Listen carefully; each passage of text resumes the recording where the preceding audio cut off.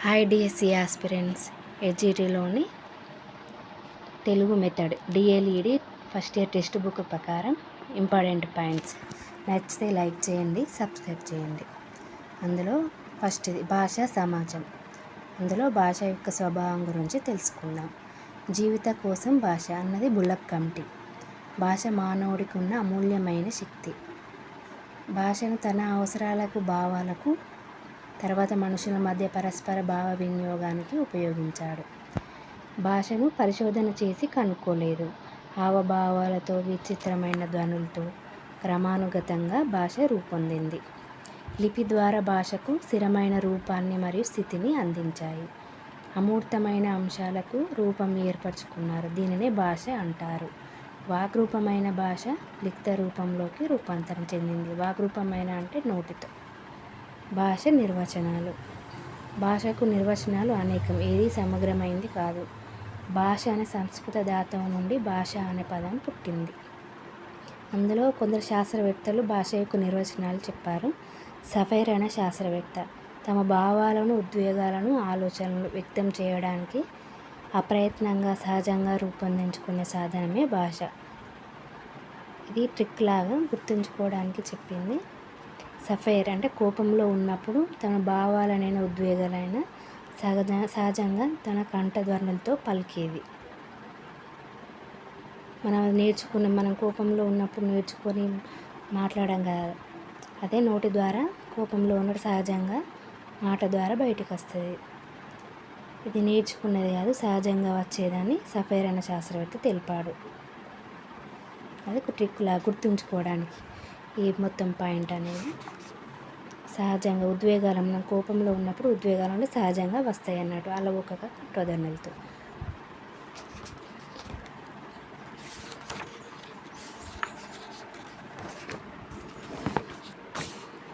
Simon Potter అనేక శాస్త్రవేత్త.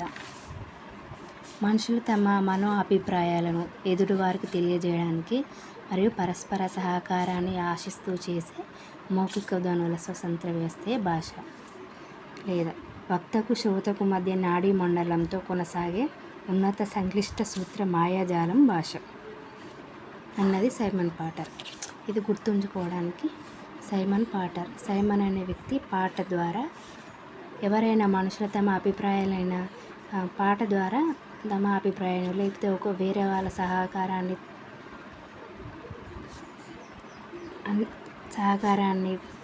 తీసుకోవడానికి ఆ ధ్వనులతో మనం పాట పాడతారు అట్లా. నెక్స్ట్ది వక్త పాట పాడే, శ్రోత అంటే వినేవాళ్ళు. వారి మధ్య నాడీ మండలాలతో కొనసాగే సంక్లిష్ట సూత్ర మాయాజాలం భాష. ఇది ఎట్లా గుర్తుపెట్టుకోవాలంటే వాళ్ళ పాటతో శ్రోతలను మాయాజాలం మైమర్పిస్తారు కదా, అట్లా ఈ పాయింట్ అనేది అట్లా గుర్తుపెట్టుకోండి. ఇప్పుడు హకెట్ అనే ఏ కోర్స్ ఆఫ్ మోడర్న్ లింగ్విస్టిక్స్ అనే గ్రంథాన్ని రాశాడు. విభిన్న భాషణ అలవాట్లతో కూడిన సంక్లిష్ట వ్యవస్థ భాష అన్నది హకెట్. ఇది గుర్తుంచుకోవడానికి ఇక్కడ ఏంటంటే హకెట్ అంటే క్రికెట్ అనేది గుర్తుపెట్టుకోవాలి. ఇది మోడ్రన్గా, క్రికెట్ ఆడే స్థలంలో మోడ్రన్గా ఇప్పుడు అందరూ మోడ్రన్గా తయారై వస్తారు అన్నట్టు. అక్కడికి ఎవరెవరు వస్తారు? విభిన్న భాషణ అలవాట్లతో, అంటే కొందరు అనేక భాషలు మాట్లాడే వాళ్ళు వస్తారు. సంక్లిష్ట అంటే అందరూ కలిపి, సంక్లిష్ట వ్యవస్థ అందరూ అనేక రకాల భాష మాట్లాడేవారు వస్తారని అట్లా ఇలా అయినట్లా గుర్తుపెట్టుకోరు. ఇది హకెట్ అనేది క్రికెట్ అన్న గుట్లా గుర్తుపెట్టుకుంటే ఈ పాయింట్ అనేది గుర్తుకొస్తుంది.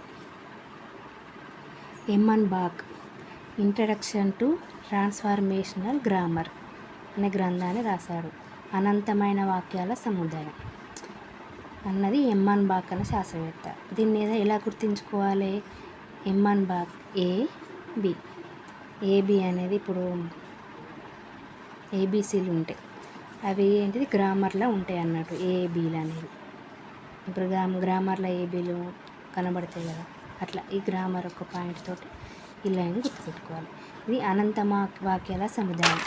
ఏబీలతోటి ఏ నుంచి జెడ్ వరకు వాటితో అనంతమైన వాక్యాలు, వీటితో కలిపి వాక్యాలు అనేవి తయారవుతాయి అనేది అట్లా ఈ లైన్ గుర్తుంచుకోవడానికి. ఈ శాస్త్రవేత్త యొక్క నిర్వచనం గుర్తుంచుకోవడానికి అట్లా ఎగ్జాంపుల్ చెప్పింది, ట్రిక్ లాగా చెప్పింది. జోన్ పి హుక్స్ ఈయన ఏమన్నాడు, ఈ సైన్స్ ఆఫ్ లాంగ్వేజ్ మానవుడు పరస్పరం యాదృచ్ఛికమైన వాగ్రూప సంకేతాల ద్వారా వ్యక్తం చేసే విధానమే భాష అన్నాడు. ఇది ఎలా గుర్తుపెట్టుకోవాలంటే హుక్స్ అంటే సైన్స్, హుక్స్ సైన్స్ ఇట్లా కింద రాసుకోవాలి సైన్స్ అని చిన్నది. ఈ సైన్స్ ఆఫ్ లాంగ్వేజ్, సైన్స్ అనేది ఒక సబ్జెక్ట్, ఇక్కడ హుక్స్ సైన్స్ అన్నది.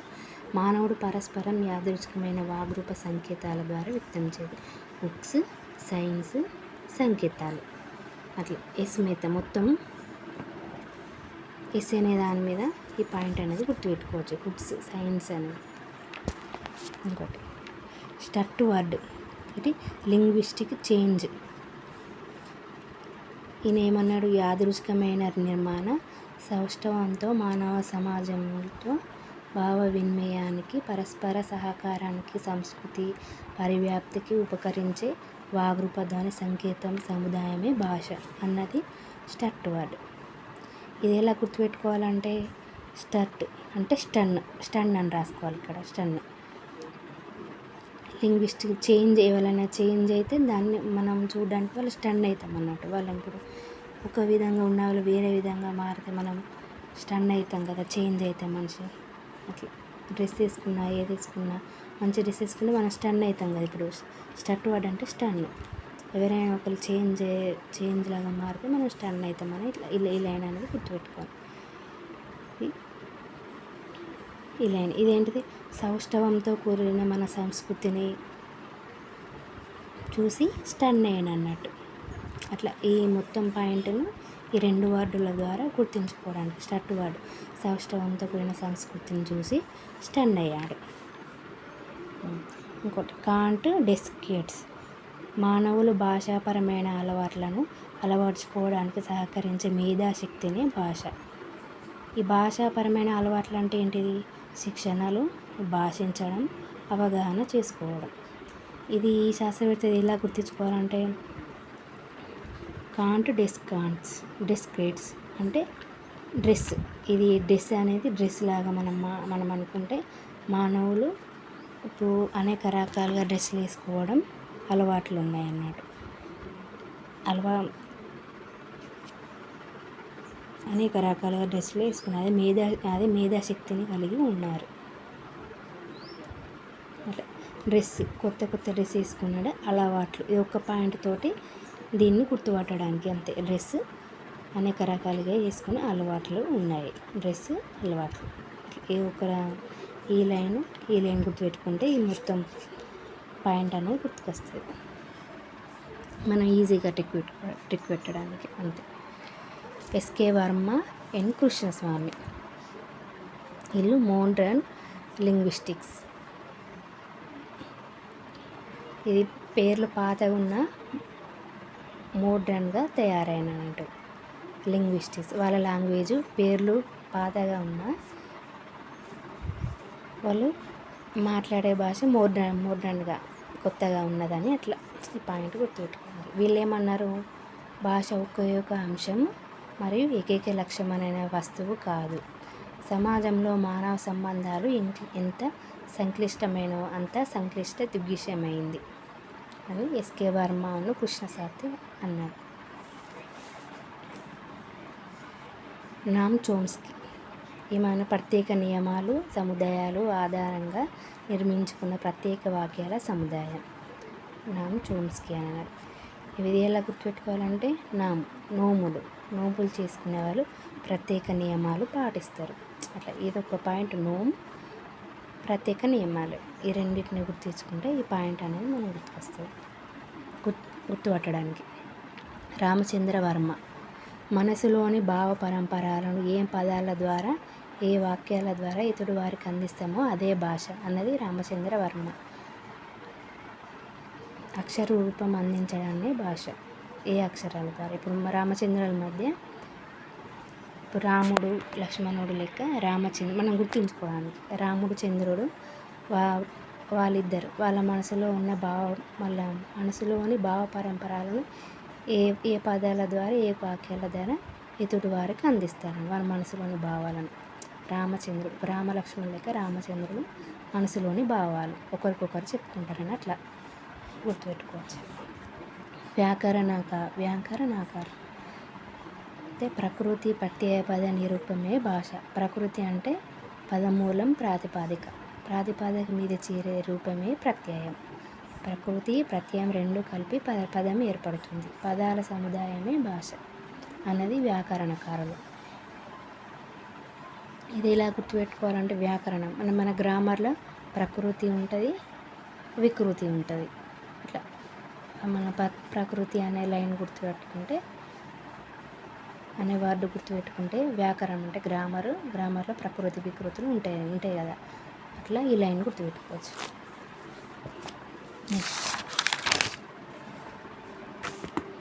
నిఘంటుకారులు వీళ్ళు ఏం చెప్పారంటే పదాలు వాటి అర్థాలు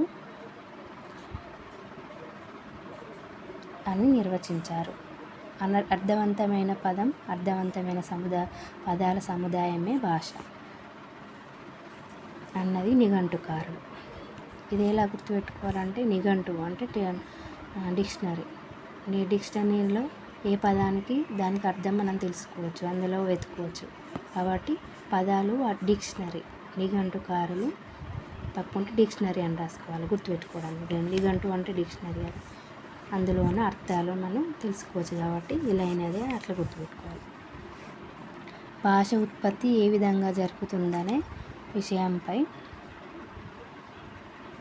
కొందరు సిద్ధాంతాలు వాదనలు ఉన్నాయి. భాష ఉత్పత్తి ఏ విధంగా జరుగుతుందనేది అందులో ఒకటి భాష దైవదత్తం.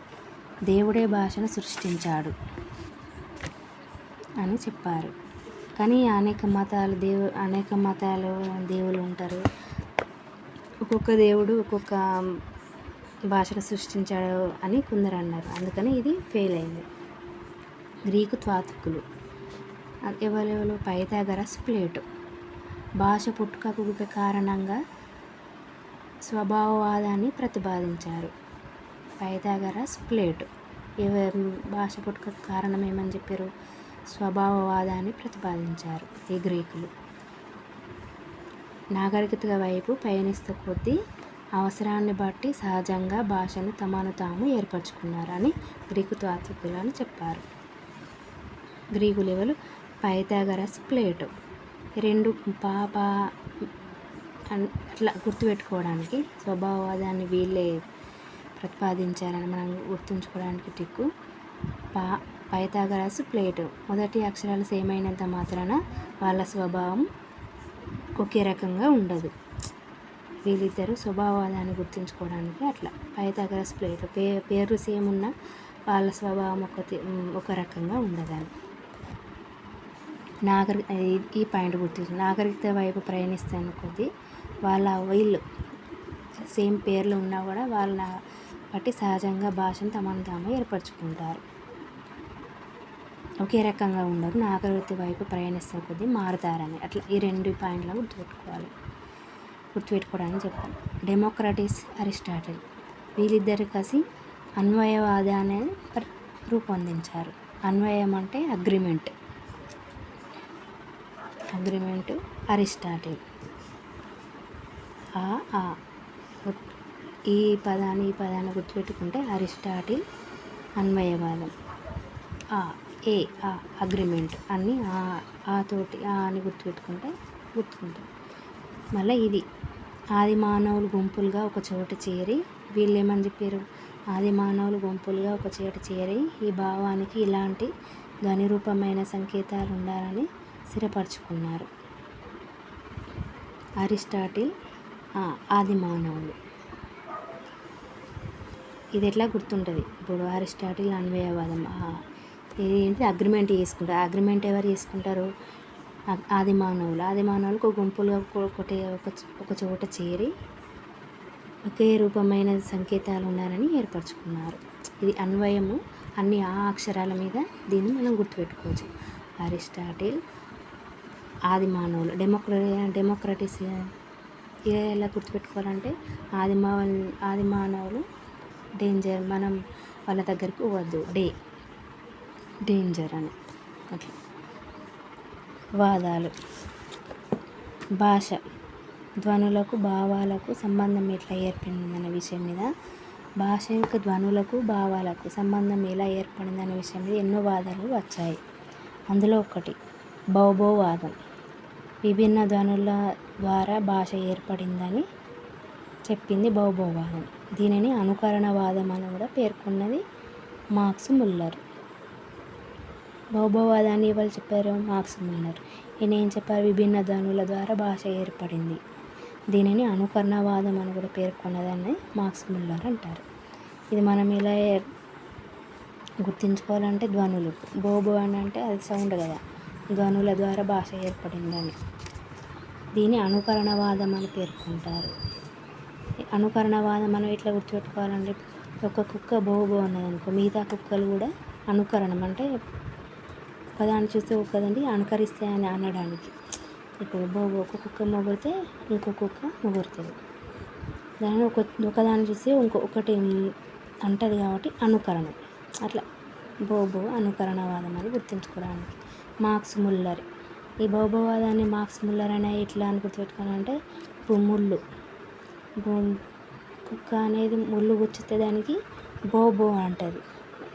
ఒక కుక్కని ఇంకొకటి అనుకరణం, అరుస్తాయి కాబట్టి అనుకరణం.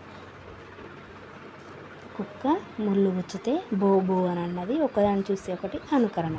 ఇట్లా ఈ 3 పాయింట్లు అనేది ఇక్కడనే. పూపువాదం.